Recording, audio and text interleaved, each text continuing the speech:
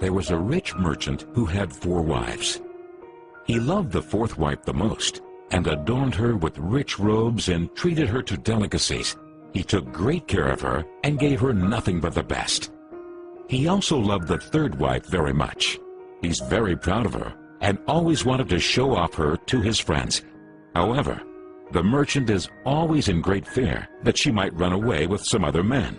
He too loved his 2nd wife.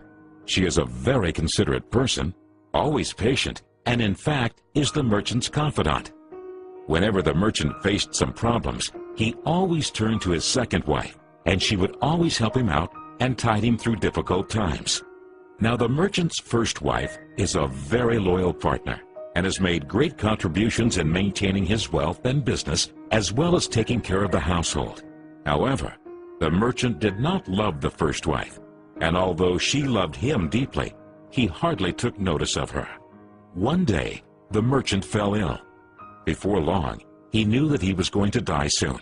He thought of his luxurious life and told himself, "Now I have 4 wives with me, but when I die, I'll be alone. How lonely I'll be." Thus, he asked the 4th wife, "I love you most, endowed you with the finest clothing and showered great care over you. Now that I'm dying, will you follow me and keep me company?" "No way," replied the 4th wife, and she walked away without another word. The answer cut like a sharp knife right into the merchant's heart. The sad merchant then asked the 3rd wife, "I have loved you so much for all of my life. Now that I'm dying, will you follow me and keep me company?" "No," replied the 3rd wife. "Life is so good over here. I'm going to remarry when you die." The merchant's heart sank and turned cold. He then asked the 2nd wife, "I always turn to you for help, and you've always helped me out. Now I need your help again. When I die, will you follow me and keep me company?" "I'm sorry, I can't help you out this time," replied the 2nd wife. "At the very most, I can only send you to your grave." The answer came like a bolt of thunder, and the merchant was devastated. Then a voice called out, "I'll leave with you. I'll follow you no matter where you go." The merchant looked up, and there was his 1st wife.